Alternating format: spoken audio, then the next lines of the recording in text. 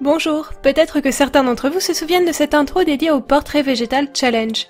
Aujourd'hui, j'ai décidé de m'en inspirer pour créer une série de sorcières créées à partir d'un végétal. Et aujourd'hui, c'est la succulente Avorsia cooperi que je mets à l'honneur. J'adore cette petite plante translucide qui semble gorgée d'eau.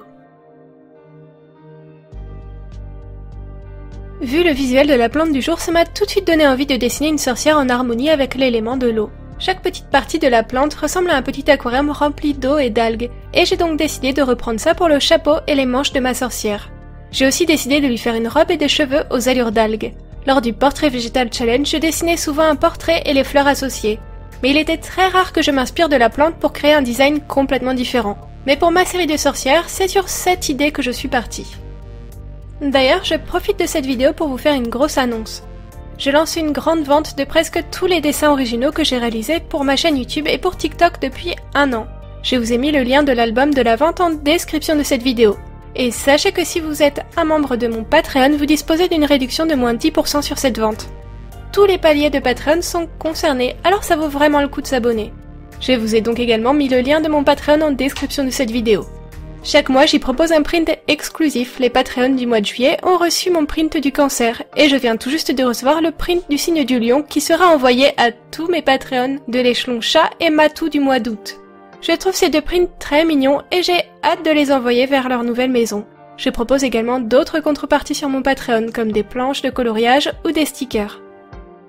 Alors n'hésitez pas à aller voir tout ça.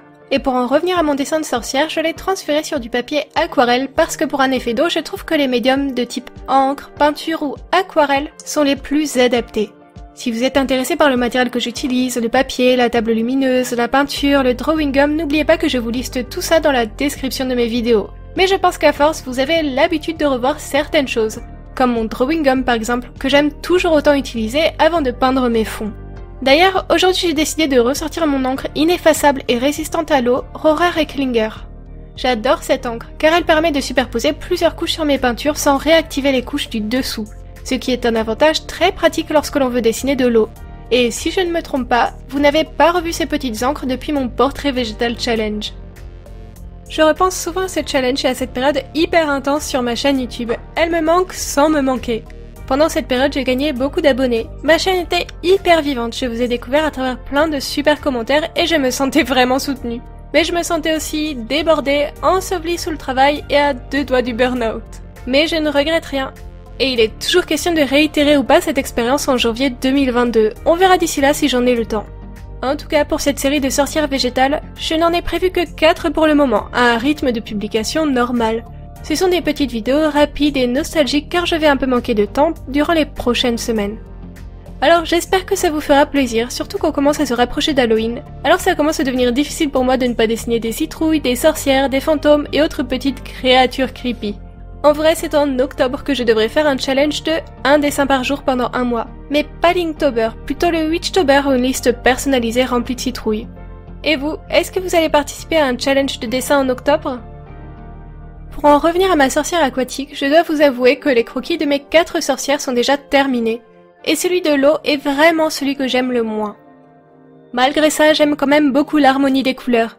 Le bleu-gris et le vert kaki, ça donne vraiment un style très marqué à cette sorcière.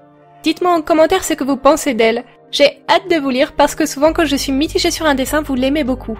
Mais bon, à ce stade, c'est aussi difficile de se faire une idée. Je trouve qu'un dessin n'est jamais totalement mis en valeur avant l'étape de l'ancrage, et aujourd'hui j'ai gardé l'ancrage pour la fin. Ancrage que j'ai décidé de faire au crayon de couleur pour ne pas trop trancher et pour garder des lignes douces et colorées. Je rêve d'avoir un jour la patience et la minutie de réaliser une peinture si précise qu'elle n'aura pas besoin d'ancrage. Je vais réfléchir à m'entraîner sur ce point, mais je sens que ça va être compliqué. Pour ajouter encore plus de fantaisie à ce dessin, j'ai dessiné quelques tout petits poissons dans le chapeau et les manches de ma sorcière. Je trouve ce détail adorable. On peut imaginer que ces poissons sont ses familiers et qu'elle peut ainsi les garder tout le temps avec elle, même lorsqu'elle se déplace sur la terre ferme. Et si vous étiez une sorcière ou un sorcier, quel serait votre familier ? Personnellement, j'hésite un peu. Mon cœur balance entre le chat et le renard. Ce sont des choix assez classiques, mais ils me correspondent bien. J'ai trop hâte de lire vos commentaires avec vos familiers. Vous allez peut-être être beaucoup plus créatifs que moi. En tout cas, pour tous ceux qui regardent la vidéo au moment de sa sortie, sachez que je suis en ce moment en live sur Twitch et que je travaille justement sur une de mes 4 sorcières. Alors venez me voir! C'est l'occasion parfaite pour me poser des questions et discuter avec moi. Et pour ceux qui regardent la vidéo en décalé, vous pouvez aussi aller regarder la rediffusion du live sur ma chaîne Twitch. Alors, à tout de suite!